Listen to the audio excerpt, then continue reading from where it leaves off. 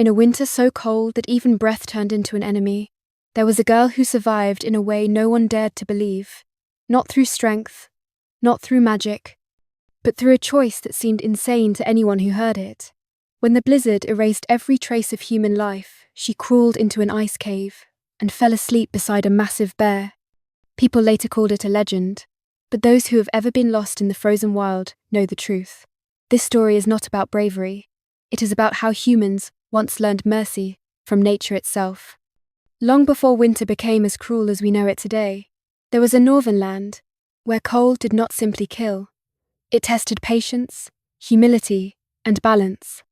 In that land lived a girl named Ava, born during a storm so violent the elders believed the sky had tried to reclaim her. She grew thin but unafraid, raised by aging hunters who taught her how to read ice the way others read letters, how to listen to the wind instead of fighting it, and above all, how survival sometimes means knowing when not to move at all. One winter, harsher than any before, came without mercy. A hunting party set out and never returned. Ava followed their trail, not out of courage, but because the snow had already erased the path behind her. Forward became the only choice left. The storm arrived faster than expected. White swallowed white. Breath froze in her chest. When her legs finally failed, she crawled into a hollow beneath the ice, dark and still, where the scent of fur and frozen earth lingered in the air. That was where the winter bear lay sleeping. Massive, ancient, so old it seemed the cave itself had formed around its body. In that moment, Ava understood a truth most people realize too late. Screaming wastes heat. Running wastes life. She did not flee. She did not pray.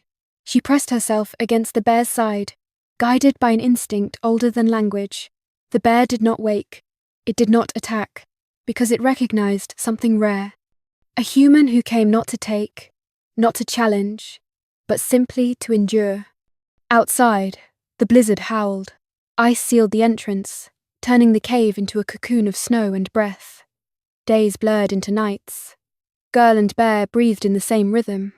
The bear's great heart kept Ava's smaller one from fading away.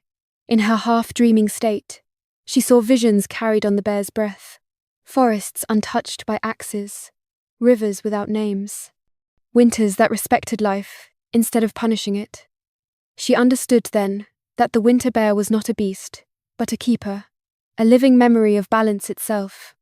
When hunger came, the bear shifted slightly, shielding her more completely, its massive body forming a wall against death. When the storm finally broke, pale sunlight filtered through blue ice, touching both of them without distinction. The bear opened its eyes, dark, ancient. It looked at Ava not as prey, not as companion, but as something that had passed a trial without ever knowing it had begun. The bear rose slowly, allowing Ava to step away. Together, they emerged into a world reborn by survival. The hunters were never found. Ava returned alone, carrying no proof, no trophies, only a calm that unsettled those who heard her story.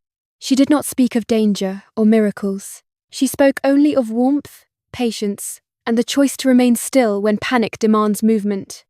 The elders say the winter bear vanished after that season, retreating deeper into the ice, because it had taught what it needed to teach. And even now, when travelers are trapped in blizzards and find shelter that feels strangely alive, they whisper Ava's name before they sleep, believing that if they meet the winter bear, it will know whether they came to fight the winter or to learn how to endure it.